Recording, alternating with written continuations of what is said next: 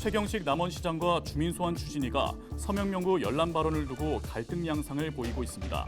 최 시장이 서명 참여 명단 정보 공개 청구 가능성을 언급하자 주민소환 추진위는 서명운동을 방해하려는 협박이라고 주장했습니다. 정부의 긴축 재정 기조로 정부 예산안에 담기지 못하거나 축소된 사업이 많아 전라북도와 도내시군도 비상이 걸렸습니다. 새만금 사업 예산까지 대폭 삭감되면서 새만금과 맞닿아 있는 김제시의 경우 국회 일정에 총력 대응하고 있습니다. 정읍과 고창 지역 축산농가에서 럼피스킨병 의심 신고가 접수돼 방역당국이 정밀 검사를 하고 있습니다.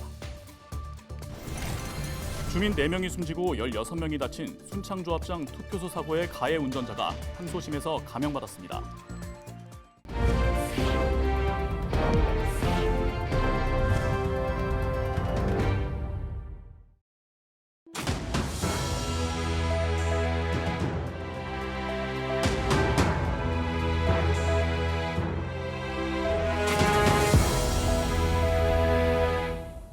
시청자 여러분 안녕하십니까? 헬로티비 전북 뉴스입니다. 최경식 남원시장과 주민소환 추진위가 서명 명부 열람 발언을 두고 갈등 양상을 보이고 있습니다. 최 시장이 최근 기자회견을 통해 서명 참여 명단 정보 공개 청구 가능성을 언급했는데요. 주민소환 추진위는 서명운동을 방해하려는 협박이라고 주장했습니다. 김남호 기자가 보도합니다. 최경식 남원시장 주민소환 추진위원회는 9일 전라북도 의회 앞에서 기자회견을 가졌습니다. 이들은 최 시장이 정보공개 청구를 거론하며 주민소환 서명을 방해하고 있다고 밝혔습니다.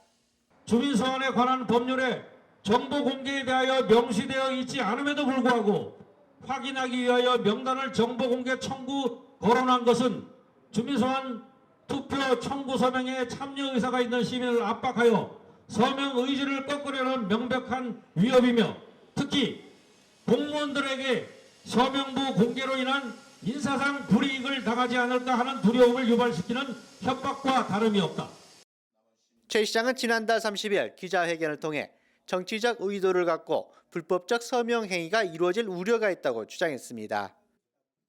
또 서명부 제출 뒤 열람이 가능하다며 명단에 대한 정보 공개 청구 가능성이 높다고 말한 바 있습니다. 서명부가 제출되면 7일간 누구라도 서명부 열람이 가능하고 적법한 절차를 통해 직접 서명하였는지 민의가 제대로 반영된 것인지를 확인하기 위해 서명자 명단에 대해서 정보공개 청구를 할 가능성이 매우 높습니다. 다음 달 16일까지 유권자의 15%인 100여 명의 서명부를 내야만 투표가 진행됩니다. 헬로티비 뉴스 김나오입니다. 국회가 내년도 정부 예산안을 심의하는 본격적인 예산 정국에 들어섰습니다. 그렇지만 정부의 긴축 재정 기조로 정부 예산안에 담기지 못하거나 또 축소된 사업이 많아 전라북도와 도내시군도 비상이 걸렸습니다.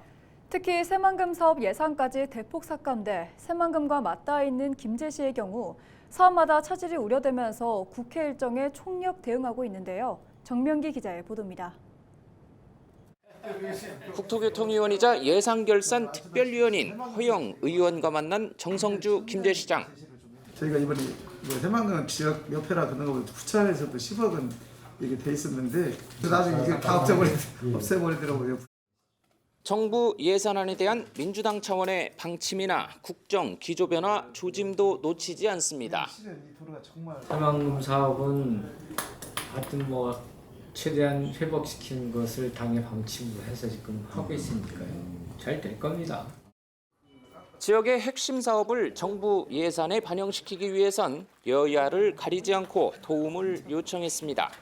국가산단 만들고 싶은 이런 부분 때문에 이 도로가 필요해서 제가 말씀 좀 드리는 건데 의원님 좀 기억 좀 해주셔서 혹시라도. 남원과 순창, 임시를 지역구로 둔 이용호 의원의 경우 정부 예산안의 감액과 증액을 최종 조율하는 예산안 조정소위 위원으로도 물망에 오르는 상황. 사태가 집중해야지 상황이 만드는 것을 할 수도 없는 것입니다. 1박 2일 일정으로 국회를 찾은 정 시장은 이틀째 예산에 관한 막강한 권한을 쥔 예결위원장도 만났습니다. 일정을 잡기 어려운 만큼 주요 사업의 필요성을 설명하며 국비가 반영될 수 있도록 지원을 건의했습니다.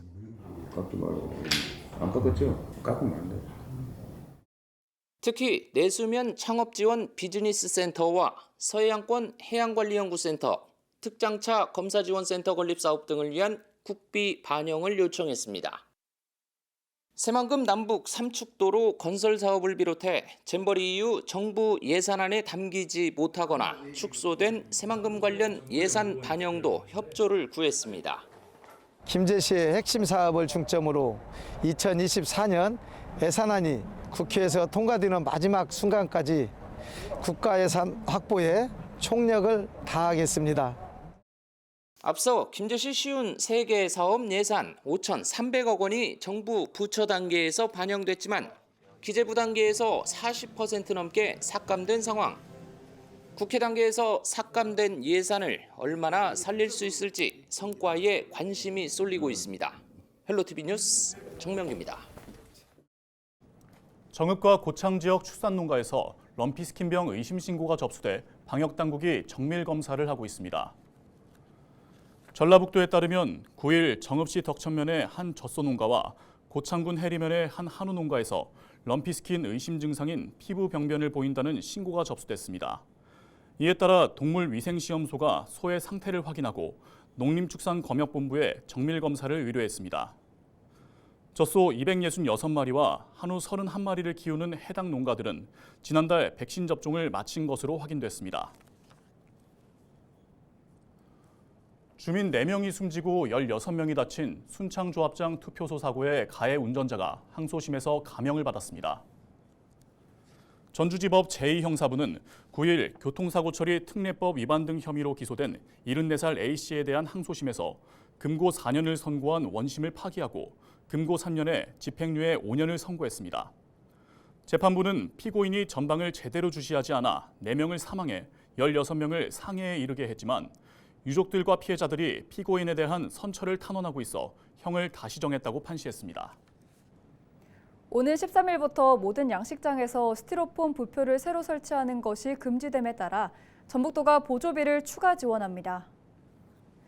전북도는 미세 플라스틱으로 변해 해양 생태계를 위협하는 스티로폼 부표 설치가 금지됨에 따라 양식어가 부담이 높아졌다며 도비 지원을 늘려 보조율을 70%에서 80%로 상향했다고 밝혔습니다. 이에 따라 도내 양식장은 14,000원대의 인증 부표를 구입할 수 있습니다. 만약 인증받지 않은 스티로폼 부표 설치가 적발되면 최대 200만 원 이하의 과태료가 부과될 수 있습니다.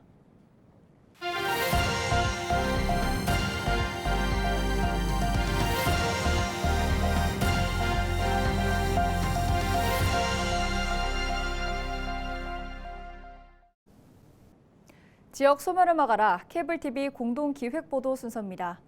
이번 시간에는 각 지역에서 추진 중인 각종 사회 간접 자본 SOC 사업의 현황과 과제들 살펴볼 텐데요. 먼저 강원 지역입니다.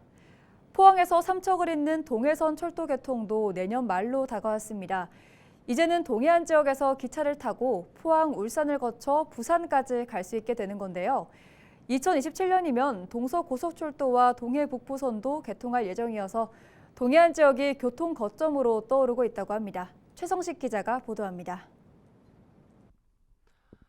삼척시 근덕면 원평해변 바로 앞에 대형 철도 교량이 위용을 드러냅니다. 지상에서 최고 18m 높이에 건설됐는데 길이는 895m 규모입니다. 포항에서 삼척을 잇는 동해선 철도가 서서히 제 모습을 갖춰가고 있는 겁니다. 포항동해 간 전철화 사업을 포함해 전체 공정률은 약 89% 수준. 포항 삼척 간 동해선 철도 건설 사업은 총 길이 166km로 내년 말 개통 예정인데 포항에서 동해까지 모든 선로를 전철화하는 사업도 동시에 진행되고 있습니다. 특히 포항 삼척 구간 개통으로 강원 지역에는 삼척역과 매원, 임원, 원덕역까지 역사 4곳이 새로 들어섭니다. 삼척 도심에 들어서는 삼척역은 죽소루의 풍광을 형상화한 2층 규모의 건물 2동으로 신축됩니다. 또 매원역과 임원역, 원덕역도 각각 지역 특색을 살린 모습으로 지어졌습니다. 삼척 매원역은 저 역사 13개 역사 중에서 공정률이 좀 노방 공사가 늦게 끝나서 지금 현재 한 55% 정도 진행되고 있고요. 그다음에 임원 원덕은 지금 한 95% 이상 다 완료, 포장까지 다 끝났습니다. 산지가 많은 지역 특성상 동해선 삼척 지역 구간은 교량 14개와 터널 15개로 연결됩니다. 동해선 철도 건설로 포항에서 삼척까지 불과 55분이면 도착할 수 있게 됩니다. 지금 이제 노반 외에 이제 궤도 또 시스템 분야가 있는데 지금 궤도가 올 12월 그 완료 목표로 하고 있습니다. 암만해도 여기 이쪽 동해안에는 관광벨트 라인이 해가지고 굉장히 앞으로는 기대가 될 수 있습니다. 운행 방식이 전철로 바뀌면서 개통 시기가 2년 늦춰졌지만 영동 남부권 기간 교통망이 될 것으로 기대됩니다. 특히 동해바다와 나란히 놓여 관광 수요는 물론이고 물류 수송에도 한몫할 것으로 예상됩니다. 제가 서 있는 곳은 삼척역사의 플랫폼입니다. 국가철도공단은 내년 4월까지 공사를 마무리한 뒤 시설물 점검과 시운전을 거쳐 내년 12월 전 구간을 개통한다는 계획입니다. 내년 말이면 동해 삼척 지역에서 KTX를 타고 포항, 울산을 거쳐 부산까지 갈 수 있게 됩니다. 다만 강릉에서 삼척 구간은 선로와 노반이 노후돼 당장 KTX가 다닐 수는 없는 상황.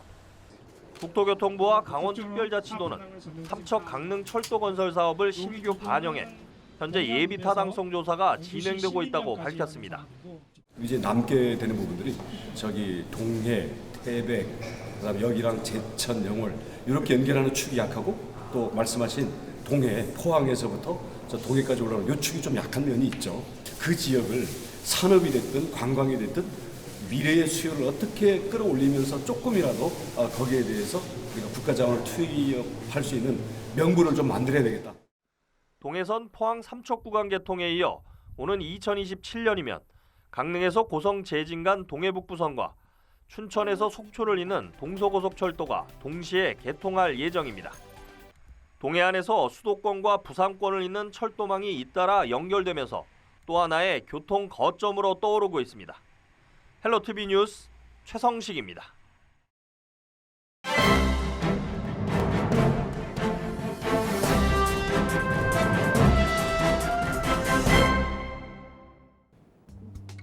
신문브리핑 전북 도민일보 기사입니다. 22대 총선이 5개월 앞으로 다가오면서 전북 국회의원 선거구 가운데 절반 이상이 화약고로 불릴 정도로 이 후보 간의 치열한 싸움이 전개되고 있는데요. 내년 4월 10일 치러지는 총선에서는 전주 병을 시작으로 익산, 갑과 군산, 정읍고창 등 4곳이 전현직 의원 리턴 매치 구도 속에 정치 신인까지 가세해 갈수록 점입가경의 모습을 보이고 있다고 합니다. 지난 7일 국회에서 5천여 명이 참석한 가운데 진행된 새만금 예산 원상 회복을 위한 걸기대회에선 22대 총선판을 예측할 수가 있었는데요.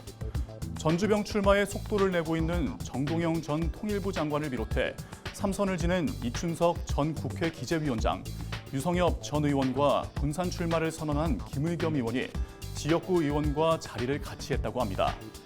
이날 행사에서 윤석열 정부의 새만금 예산 삭감을 비판하려는 정동영 전 장관의 연설 참여를 두고 논란이 벌어져 걸기대회 주최 측이 회의를 열었는데 결과적으로는 정 전 장관의 새만금 연설은 유성엽, 이춘석 전 의원 간의 형평성을 이유로 무산됐다고 합니다.